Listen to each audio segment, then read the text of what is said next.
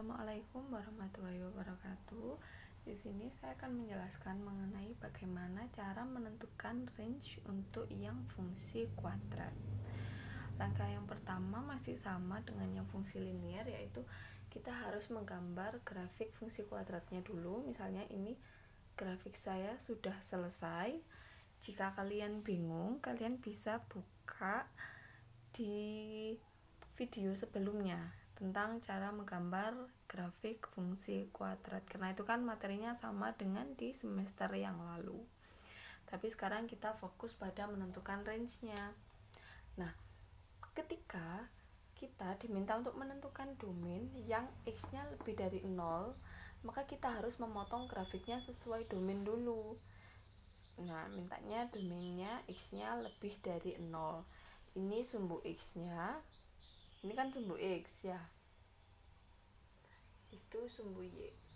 Mintanya domainnya itu yang x-nya lebih dari 0. X-nya 0 di mana? Ada di sini. X-nya 0. Berarti kalau mintanya lebih dari 0, berarti kanannya 0 apa kirinya 0? Yang kanannya 0. Sehingga kita potong grafiknya di 0 ini, kita ambil yang sebelah kanan sehingga jadinya seperti ini. Jadi ini grafik yang utuh, ini grafik yang sudah dipotong. Nah, sekarang kita diminta untuk menentukan domainnya, range-nya alias y-nya. Pertanyaannya, pernah nggak y-nya menyentuh di bilangan negatif?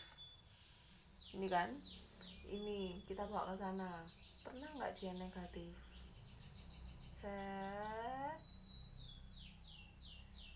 Dia selalu bernilai positif. Begitupun dia kalau dilanjutkan ke atas, dia akan selalu bernilai positif. Oleh karena itu, range-nya yaitu y, di mana ini batasnya berarti angka berapa y-nya? Ini kan ada di sini. Angka berapa ini y-nya? 0, sehingga y-nya lebih dari 0 apa kurang dari 0 kalau di atasnya? Lebih dari, berarti y lebih dari 0. Oke, sudah.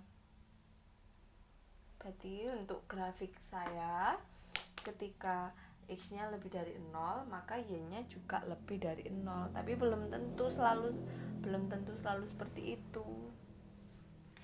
Coba kita lihat contoh yang kedua. Ini saya punya grafik yang kedua dan mintanya yang x-nya lebih dari 0. Sama kayak tadi, ini sumbu x. Sumbu x, sumbu y. Karena mintanya yang lebih dari 0, 0-nya itu ada di sini, berarti yang sebelah kanannya 0, yang kirinya 0 dihapus. Ini deh, dihapus. Udah. Berarti kan ini grafiknya.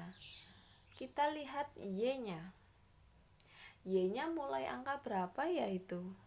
Pernah nggak dia negatif? Negatif 1? Pernah kan di sini. Kalau negatif 3, pernah nggak? Enggak, berarti batasnya dia berapa? Ini batasnya adalah di min 2, sehingga y-nya lebih dari apa kurang dari kalau di atasnya? Lebih dari min 2. Lagi. Sekarang saya punya gambar seperti ini. Yang diminta x-nya yang lebih dari 3. Berarti yang kanannya 3 apa yang kirinya 3 yang dipilih? Ya, yang kanannya 3, sehingga yang kirinya 3 kita hapus atau kita potong. Ibaratnya kita hapus deh biar nggak bingung. Nah, sehingga grafiknya tinggal yang ini saja. Karena yang lebih dari 3, berarti nilai y-nya mulai dari angka berapa? Mulai dari 0, sehingga y lebih dari 0. Karena di sini kan nggak ada sama dengannya semua, berarti di sini titiknya bolong, di sini juga bolong, sana juga bolong, sehingga range-nya pun juga nggak ada sama dengannya, juga bolong. Ini, tapi untuk yang ini pakai sama dengan nggak range-nya? Pernah nggak dia bernilai min 2? Pernah. Jadi dia mulai dari min 2 alias min 2 nya juga pernah dilewatin grafiknya gitu ya. Jadi kalau untuk yang di titik ujungnya ini kan bukan titik ujung min 2 nya, ujungnya kan ada di sana. Ini kan berarti dilewati, berarti harusnya ada sama dengannya. Kalau ini sebagai ujung, titiknya bolong, nggak ada sama dengannya, dia jadinya range-nya gitu. Sekian dari saya, semoga ilmunya bermanfaat. Wassalamualaikum warahmatullahi wabarakatuh.